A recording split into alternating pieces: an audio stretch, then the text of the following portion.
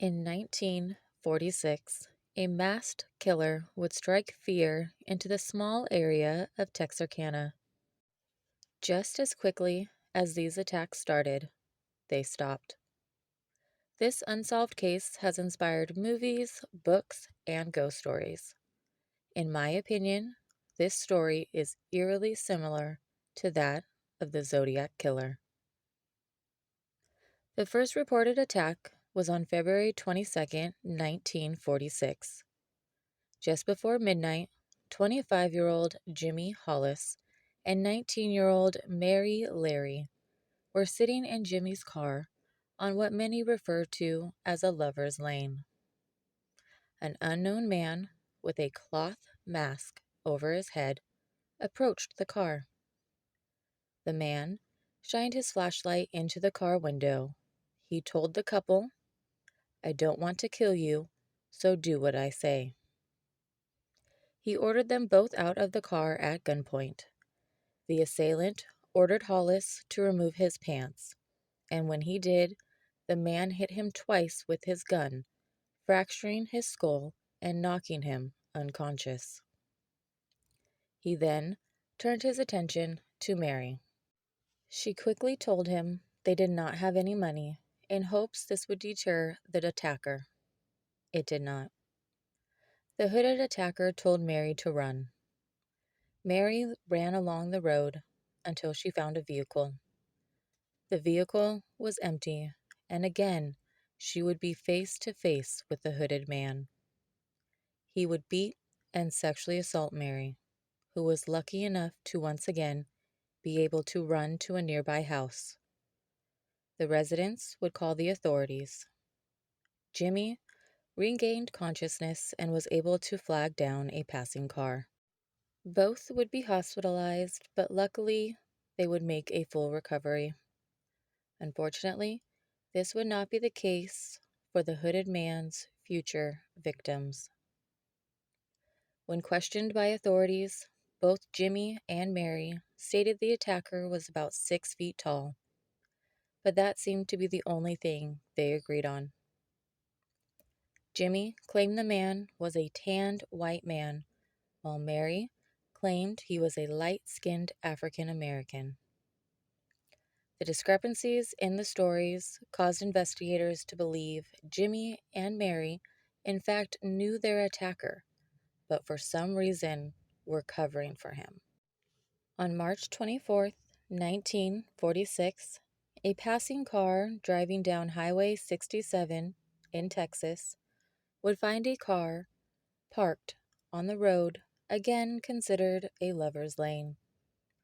Inside, they would find the bodies of 29-year-old Richard Griffin and 17-year-old Polly Ann Moore.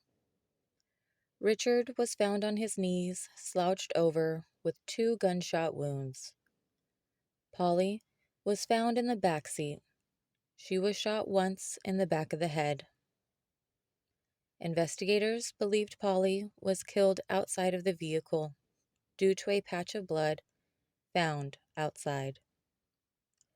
Rumors swirled Polly had been sexually assaulted, but there is no proof of these claims. Investigators believed the murder weapon to be a .32 caliber revolver based off the shell casings found at the scene. Just 10 days later, the unknown man would strike again. 17-year-old Paul Martin picked up 15-year-old Betty Jo Booker after a musical performance on April 14th. Neither would be seen alive again. The next morning, Paul's body was found lying near a road. He had 4 gunshot wounds, 1 to his nose, 1 through his ribs, 1 through his right hand, and 1 to the back of the neck. 2 miles away, they would find the body of Betty Jo. She was found beneath a tree with 2 gunshot wounds, 1 to her face and 1 to her chest. Both were killed by a .32 caliber revolver. Investigators are not sure who was attacked first, but did believe both fought for their lives.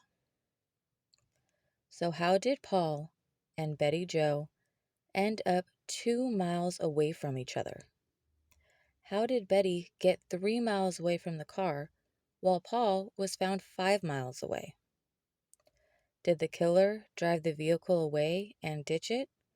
Or did the couple run and the killer chase them down? The last known victim would be 37-year-old Virgil Starks. He was sitting in his home on May 3rd, 1946. He was ambushed from behind and shot twice.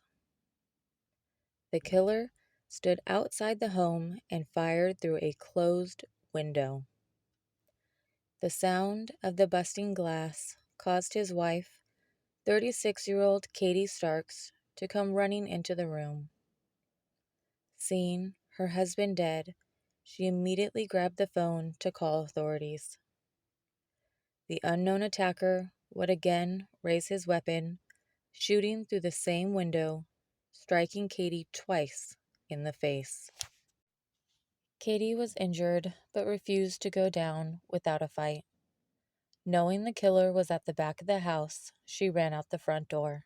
With blood flooding down her face, she first attempted to go to her brother-in-law's home.